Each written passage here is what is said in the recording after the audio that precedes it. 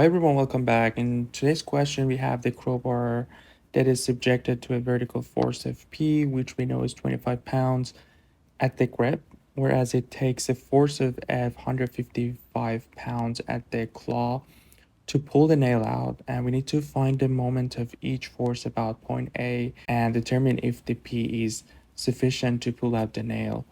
And we know that the contact point of the crowbar is at point A. So what we need to do in here, we need to have the moments of force P about point A higher than the moment of force F about point A. That way we can pull the nail out. And if that moment of force F about point A is less than moment of P, we cannot pull out the nail with the force P that we are applying at the grip.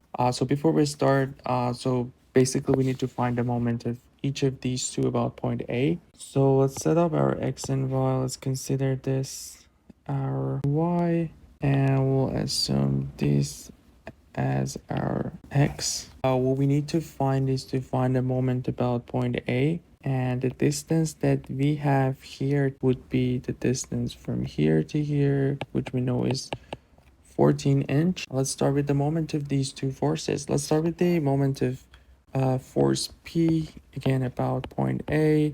We assume counterclockwise positive, and let's see what we have. So from the question, we know that the force P is 25 pounds.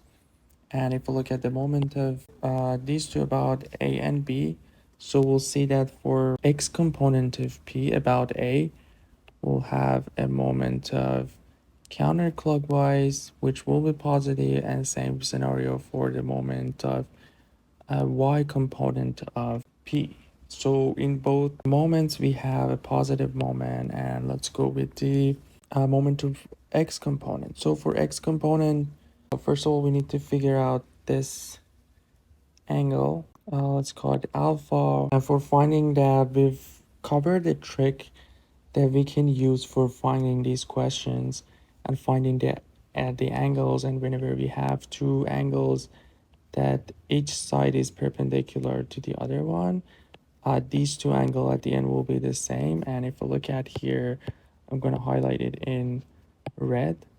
We have these two angles and these two that each side are perpendicular. So if that's 20 degrees, our alpha would be 20 degrees as well. So let's go with the X component of P. So for that, for X component of P, we'll simply have P sine of 20 degrees. And the distance that we have in here would be the perpendicular distance that we have. I'm gonna show it in red. It will be this distance from here to here, and from the right triangle that we have in there, we know this angle is 20 degrees, and this side, which is the hypotenuse, is 14. And for finding this side, we simply have 14 cosine of 20 degrees. So let's start with the moment of the Y component of P, which we know is P. So let's call these two Py and Px.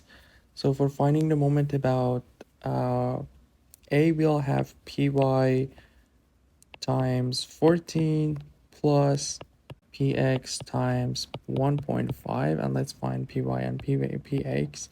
So Py will be simply P cosine of 20 degrees, and Px will be P sine of 20 degrees. And in this case, we know P is 25. So we have 25 times cosine of 20 degrees times 14.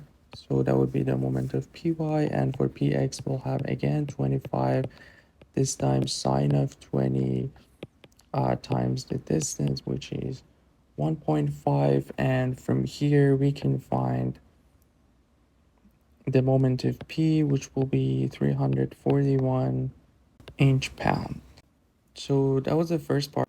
And if we want to find the moment of F about point A, so this will be our position vector from A to the line of action of the F, which can be point O.